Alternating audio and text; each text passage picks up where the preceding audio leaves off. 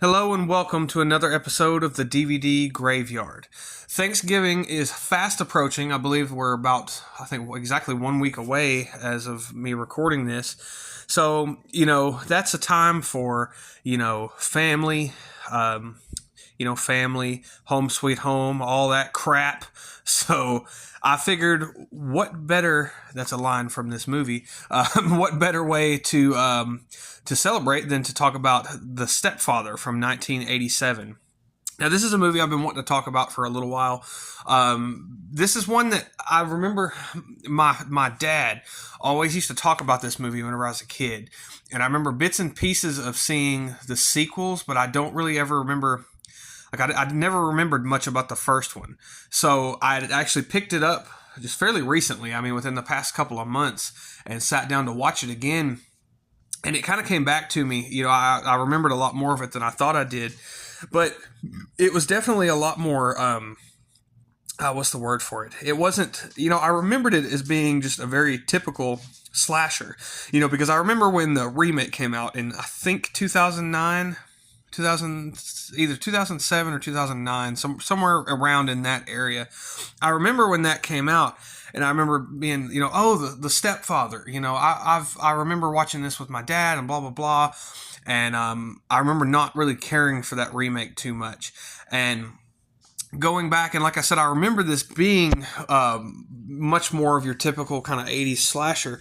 But of course, going back and watching it and sitting down and kind of seeing what was kind of going on with it, I really didn't. It's not that at all. It's very subdued. It shows, a lot of restraint in a lot of places, and it's more of a psychological thriller than anything. And that's something that I really appreciate about it, because as I get older, I still love a good slasher, don't get me wrong. I've got I don't even know it's in the living room. I've got some slasher film on TV right now. But I appreciate these kind of more subdued, kind of thought out thriller kind of movies. Like I said, the older I get, I've learned to kind of appreciate that. And this one is, like I said, after watching it again fairly recently, within the past few months, I've just fallen in love with it, and it's become, easily one of my favorites. Very quickly, and I've watched it, more times than I'd like to admit over the past couple of months. But this movie stars Terry O'Quinn. You might recognize him from Lost. I never really watched Lost, but I know that that's where a lot of people know him from. And he plays Jerry Blake, he's just excellent in this role. This movie is directed by Joseph Rubin, if I didn't say that earlier, by the way. And like I said, it's just a very very good movie. We're going to talk about it just a little bit. So let's see here. I'm going to read the back of the DVD I have here. I have the Shout Factory DVD that came out, I think when did this come out? Like 2007, somewhere around in there. I have the Blu-ray as well. Basically the same version of this, just on Blu-ray. I've got both of them. Jerry Blake is a man obsessed with having the perfect American dream life, including the house with the white picket fence in the suburbs, an adoring wife, and loving children. He believes he's found it when he marries Susan Maine and becomes the stepfather to Susan's 16-year-old daughter, Stephanie. But Stephanie gets an uneasy feeling when she is around Jerry with his father knows best attitude. She can see that there is a darker side behind his cheerful exterior. Could she just be going through the typical teenage rebellion against her new stepfather? Or is he actually the same man who brutally murdered his family just 1 year earlier? So, yeah, to say that this movie is, I'll touch on this first before I delve, any more into I'm not going to dig too deep into this movie, but I just kind of want to go over it briefly, because if you haven't seen it, I highly recommend you sitting down and watching this movie. It's great. This movie is loosely based on the killings of John List, which John List basically killed his entire family, and then kind of changed his identity, and he was able to escape capture for, I want to say, like 20 years. It's a really interesting story to read about. He was no mass murderer or anything, but he, the killings were very brutal, and it's even more amazing that he was able to evade capture for that long. He was, long time. Very interesting story. So, as the plot synopsis stated, this movie kind of starts out And we get Terry O'Quinn basically changing, and he's shaving his beard, and he takes off his glasses and kind of cuts his hair, and he's puts in contacts, and he takes a shower and all this other stuff. He basically is showering and changing, and he gets done, and he looks completely different. I mean, he looks like a completely different person. And he walks down the stairs. He kind of picks up some stuff around the house, throws it, puts it away where it belongs. And as we kind of come down into the living room, we just see this massive, just brutal murder that has taken place. I mean, there's just blood everywhere, and then we see the bodies of his family, and we see his picture on the wall and everything. So we kind of are piecing together. It's really nice visual storytelling, and we kind of hear this phone ring, kind of off the hook, and he picks it up and puts it on the hook and walks out of the house, and we see he's even killed the young daughter. And he walks out of the house, grabs the newspaper, and walks on about his way. And he hops onto a ferry, and he dumps his briefcase over the side that had his old identity in it, basically. And he just moves on. And I will say that is the most chilling way to open a movie. This movie has one of the best opening sequences ever. I mean, I love the way that this movie starts out just really cold and very... just straight kind of to the point. And like I said, has a lot of really great visual storytelling in it. We cut to 1 year later, and we catch up with Terry O'Quinn, who now has a new family. And he is, we meet his daughter, Stephanie, and his wife, Susan, who's played by Shelley Hack. And they're just, you can tell that, Stephanie kind of has some animosity towards him. Because essentially it's the stepdad. You know what I mean? Anybody who's been in this situation, I'm sure you can relate. And that's one thing about this movie. You can really relate with with her, because I mean I'm from a divorced family, so I kind of relate pretty well with this. Jerry's trying really hard, and he really does come across as a really nice guy. He's a realtor, and he buys her this dog, and we just kind of see. He's trying everything he can, and it's just she has this really uneasy feeling about him. She's not too sure about him, and she's even talking to we see that she has a therapist, Dr. Bondurant, I think is his name, and she's talking to him about Jerry. And Dr. Bondurant's trying to help and kind of in any way he can offer her any kind of consultation. And of course, we learn she's doing poorly in school and everything else. And Jerry again is just trying to do everything he can. He even gets her admitted back to school, or back into school, after she has this fight in art class, I believe. And like I said, just very nice, very nice guy. But that's the interesting thing about this movie is we know what he's capable of, and we kind of know what's going on sort of behind the scenes, and we know this whole time. So it's kind of like this sort of ticking time bomb. It builds up the tension really well. And I think I might have mentioned this in one of my Halloween videos, but Alfred Hitchcock always said,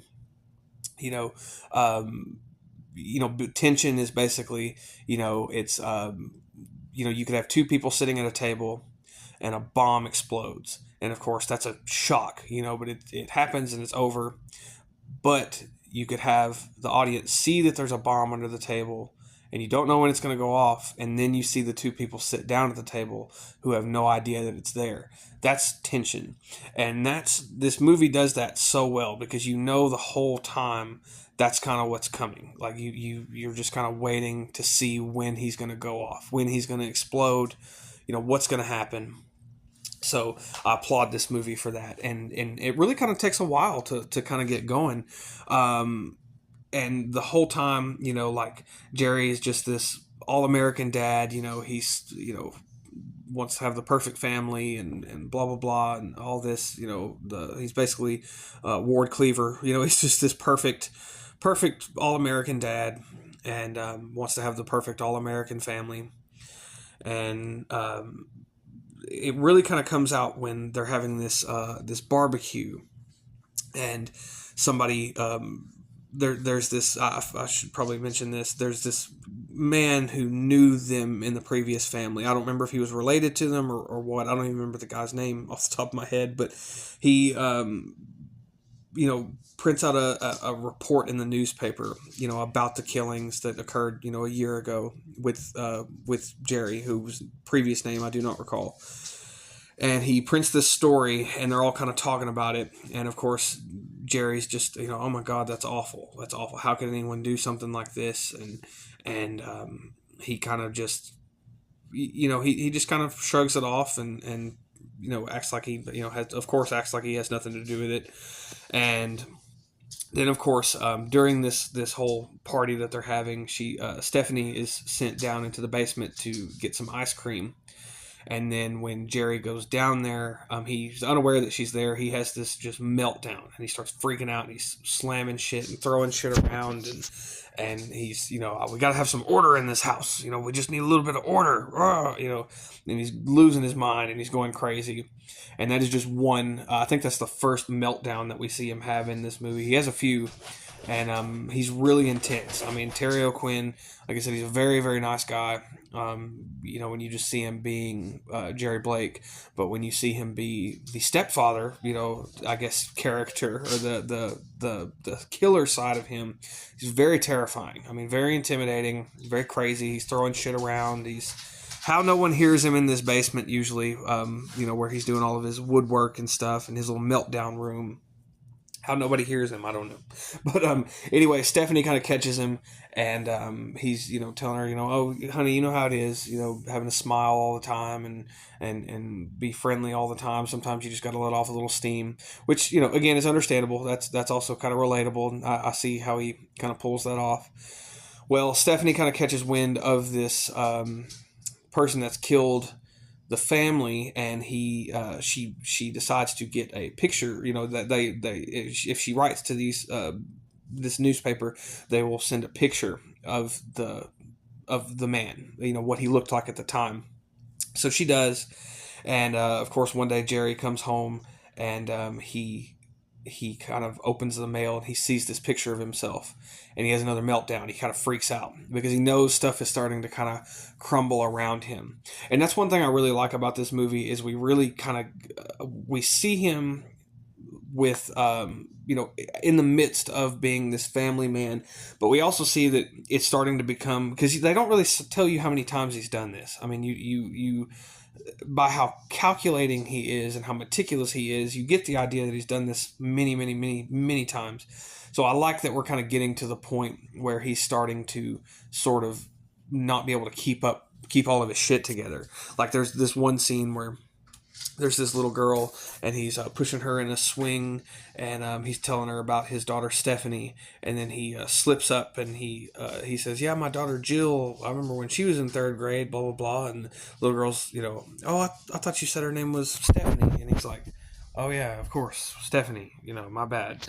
So he fucks up around this kid, but of course she's not going to remember it, so that doesn't really phase him, doesn't really make anything of it. But you can tell that he's starting to his shit's starting to kind of fall apart here. He's starting to lose track of everything. So I think that's really interesting. So anyway, he kind of he gets this random picture of this other person, and he kind of swaps out the picture, and then that way whenever Stephanie gets it, it's somebody, looks like somebody completely different, who obviously is not Jerry. And that kind of makes her believe that it's, she might be wrong about all this. She's kind of reading too much into it. And at the same time, the doctor's kind of telling her that, of course, maybe she's the problem. Maybe, she's just kind of, maybe she should try, getting along with him. Same thing with the mother. The mother wants her to get along with him. And the doctor tells her that, he will talk to Jerry in person. And he keeps trying to get a hold of him, and he won't answer the phone at his office or I'm sorry, at home. So he calls his office. And like I said, he's a realtor. So he decides to, meet him at this house that Jerry has, because he wants to see this house. And when he goes,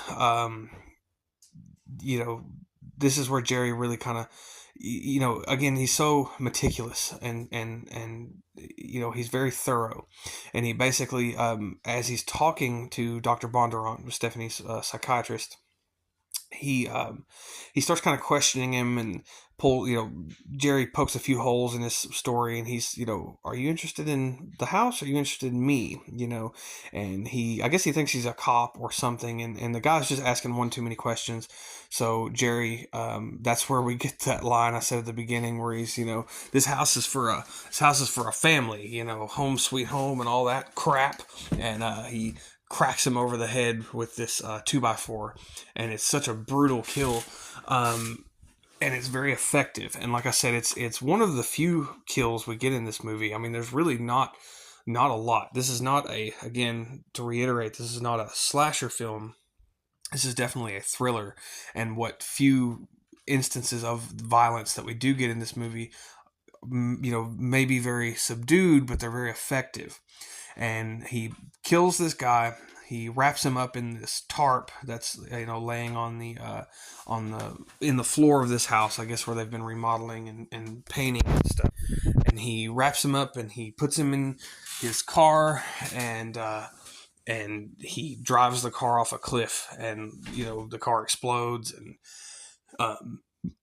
he's dead. And then Jerry just kind of walks off into the night whistling Camptown Races, which I forgot to mention that's kind of his theme song, more or less. He's always whistling Camptown Races, which will kind of become his undoing in the next sequel, which I'll kind of touch on that, whenever I talk about that movie.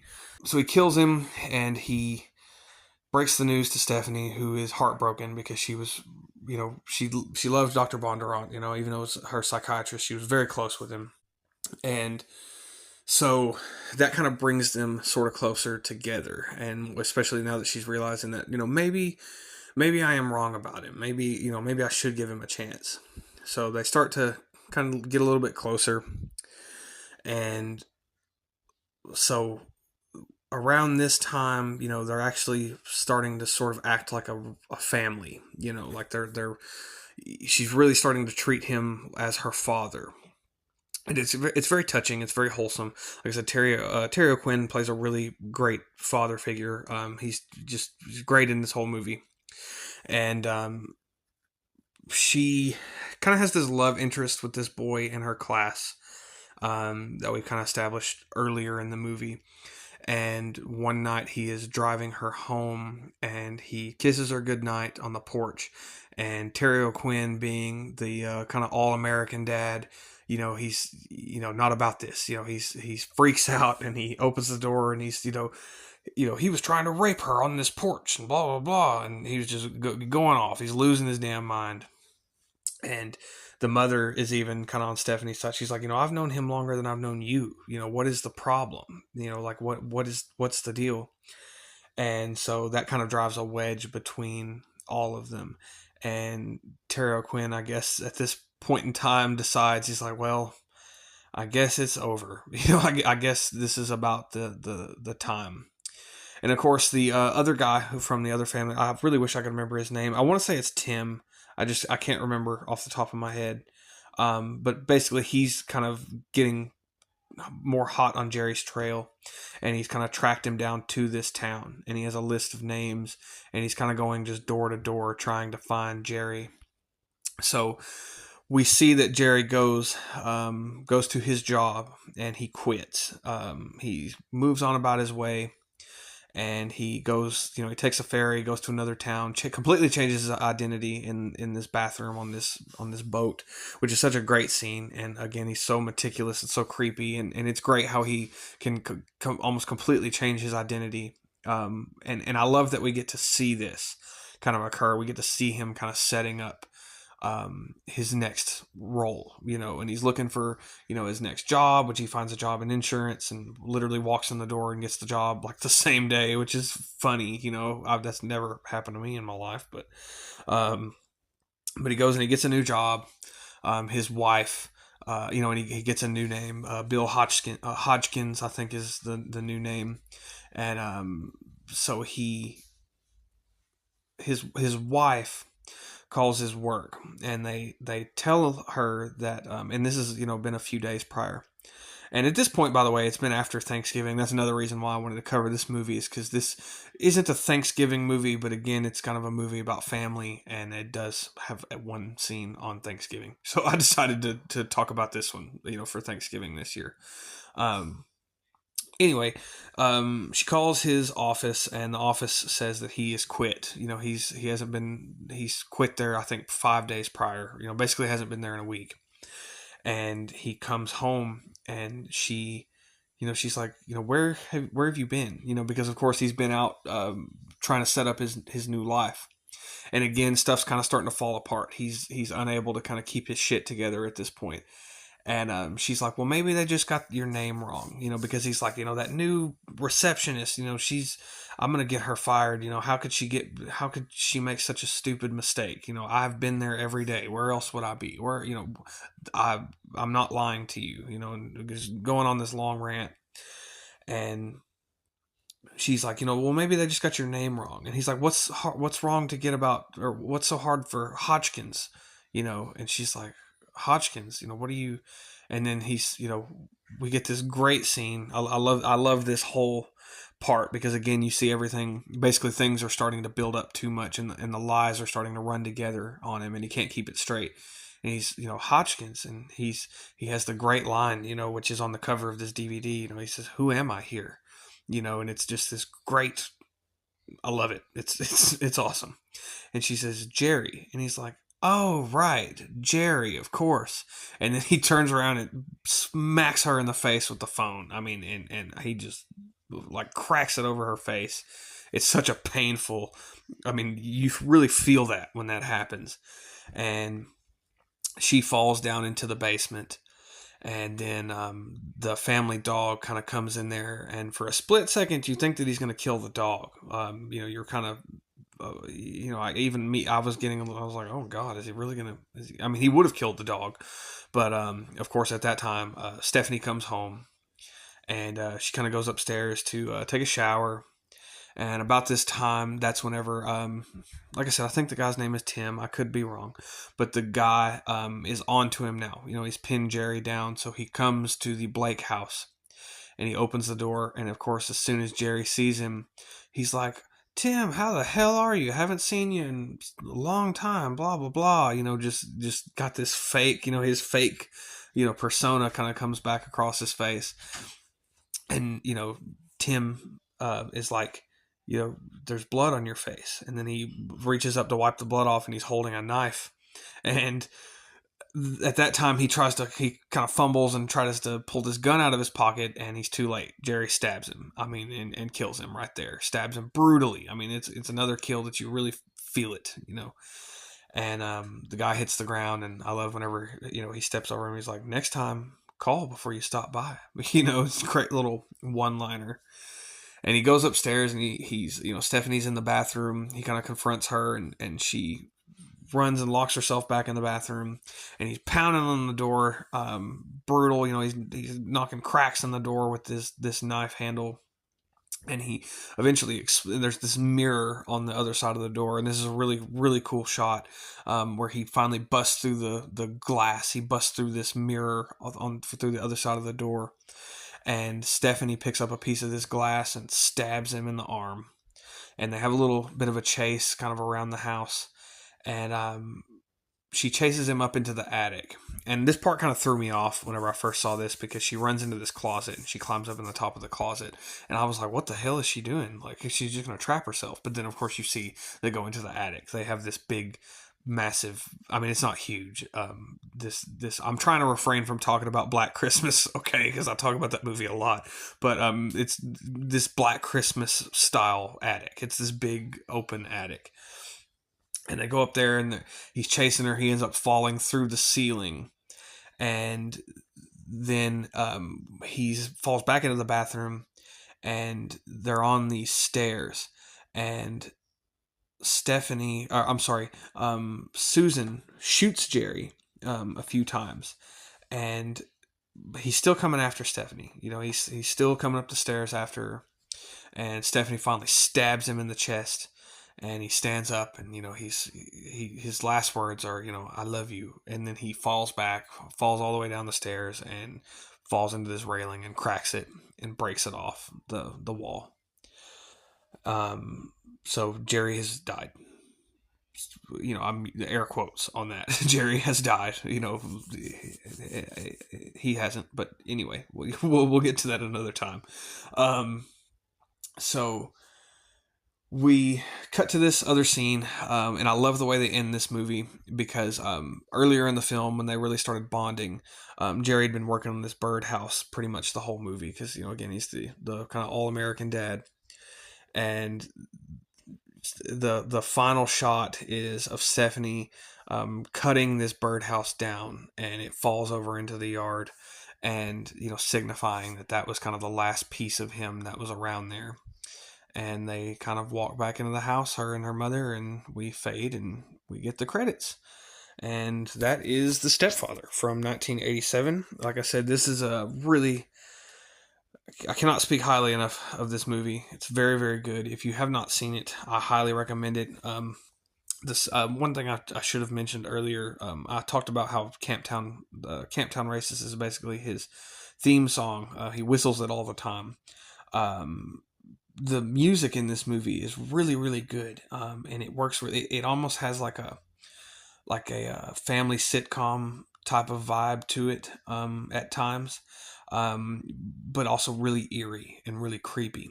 And I think it's just a very thoughtful movie that shows a lot of restraint. Again, comparing it to Black Christmas. Again, I try not to compare every movie I talk about to Black Christmas, but it seems like I do. I think I mentioned that damn movie in every video. I mean, it's a good one. So I plan to hopefully talk about it this year if I get time, because I love that movie. So I apologize that movie comes up so often, but I love it, and it is very much in that same vein where you'd hear somebody say, "Oh, have you seen The Stepfather?" And you're like, "Oh, it's an '80s slasher," but it's not. It's not a slasher. It is anything but a slasher. It is definitely a psychological thriller. Now, of course, there were 2 sequels to this and a remake. You got the Stepfather 2, I think, Make Room for Daddy, which is the subtitle, which I really don't like the subtitle. I hate that, but it is what it is. And then, of course, the Stepfather 3. I haven't seen the Stepfather 3 in a really long time. That's one that I think I had seen the most when I was younger, and I think if I do sit down and watch it again sometime soon, I think a lot of it will kind of come back to me, just like this one. Like, I hadn't seen it in a long time, but when I sat down, a lot of it kind of came back to me. I definitely plan to talk about those at some point. The Stepfather 2 is really good. It definitely leans more into the slasher elements, really and truly. It is definitely more of a slasher. And I don't really, like I said, I don't really remember much at all about Stepfather 3 to even really talk about it. All I do know is that I'm pretty sure Terry O'Quinn does not come back for that one, if I'm not mistaken, which is a bummer, because Terry O'Quinn does great in this movie. And then, of course, there is the remake, which I probably won't talk about. I might do a remake or a remake or rewind for that one eventually, but obviously the original is going to top it, because from what I remember, that one is just not very good. It definitely was one of those remakes that I didn't really care for, but I highly recommend this. Like I said, if you have not seen the original Stepfather from 1987, absolutely go and check it out. I tried not to spoil too much, even though this is a very old movie, at this point. I think if you haven't seen this one, I think it's absolutely worth going in blind, especially if you go in, if you're expecting it to be your typical slasher film, I think you'll be disappointed. But if you go into it with just kind of an open mind and just wanting to kind of see what it's all about, I think that it is an excellent film. Like I said, very well done, very well shot, very eerie. Great cast in this movie. Terry O'Quinn, again, I cannot speak highly enough of him. This has definitely become one of my favorite films, because it's so good. I watch it all the time now, and like I said, it's definitely one to watch around Thanksgiving. I think it's a good kind of Thanksgiving time movie. It's a fall movie for sure, and it's one that's definitely going to be put in my rotation from now on, and it definitely kind of fits this fits this time of year. It's a good one to kind of throw on around this time of year. So, like I said, look forward to Stepfather 2 and Stepfather 3 coming up. I apologize I haven't uploaded anything in almost a month at this point. I think the last 2 videos I did were Halloween 1 and 2, which I really enjoyed doing those. I've been waiting to talk about those for a while as well. I do need to get back to doing Subspecies because I do want to talk about at least the next 2 Subspecies movies. And then, like I said, we're going to roll into Christmas, which there's a lot of, or Christmas time, and there's a lot of great Christmas horror films that I cannot wait to talk about. Hoping Black Christmas ends up on that list. But I've moved, in this past month, moved to a new house, so everything is really chaotic. All of my DVDs are just kind of all over the place, which really stresses me out. But I got most of them out, and I pulled this one out. And of course, it was one of the first ones that I decided to watch, in the new house, because it felt just felt right. It felt like the one to watch. So I had to talk about it, with it being fresh on my mind. So anyway, I hope you enjoyed this video. Until next time, stay tuned for the next episode, and good night and goodbye.